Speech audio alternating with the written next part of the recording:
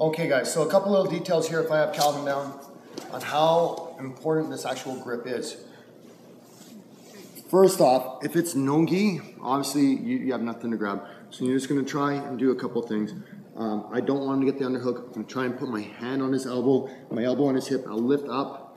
I'm gonna get my two big fingers inside his armpit and pull him back a little bit. That's gonna keep a little bit of tension, but really, if Calvin wants to get an underhook, if I'm lazy with this arm, he's still gonna be able to sneak his arm in. So we have to be careful about that. Absolutely unacceptable for him to get his underhook. Right?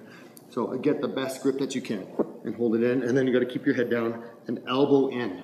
So sometimes you get guys with long arms and they'll scoop underneath their elbow, no gi. Yeah, go ahead. And if you're lazy with this grip, see his shoulder comes up, now I'm losing this battle. If this happens, I have to fight the underhook. I can't just try to escape yet.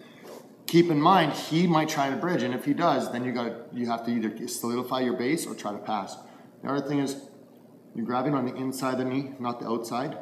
Okay, he can still push his knee in here. No gi, it's here. See, my thumb is on top, and my fingers run along his shin. So my fingers run downwards. And if I'm gonna grab, I just grab on the inside of the knee and push straight on. Now for gi, be careful when you're pulling this out. Sometimes that's when you'll get in the most trouble. You're playing with the gi too much. So always be careful of your base. This hand now, I don't want to, Calvin lifts his arm, I don't want to just pass it to my hand because I'm not getting a very nice grip and it's not very tight on Calvin. And Calvin, just move your arm around. So he has a pretty good range of motion still. If you really want to get an underhook, go ahead. Yeah, he could get it. So what we're gonna do, when I get that gi, pull it down, out, and feed it to this hand, and then I pull my hand back in my shoulder. Calvin, move your arm around. All right, so he can barely move his shoulder, but he can still just move his elbow, and that's it. This is what we're looking for, is we want to be able to isolate his shoulder joint.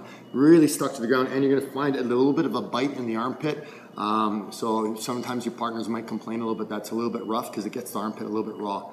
The next thing is, you got your grip. My head's down, of course, up and in, and then I wait till the time is right. So Calvin, we're just gonna spend the next 10 seconds, he's gonna move around. Yeah, try to roll me, try to do whatever. It's easy right now, I can just strip my foot out. And all I did is I used my shin or my knee here to push down and pull my leg out. Okay, so he's gonna hold on a little bit tighter, try to roll me over.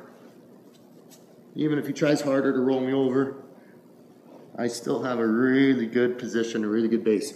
And I wait for his opportunity to bridge, and that's when I pull my foot out, or if his legs loosen up. So be mindful, that detail is a really good detail, and it's not just for half guard, it's also from side mount. It will really lock that shoulder down and helps with your crossface.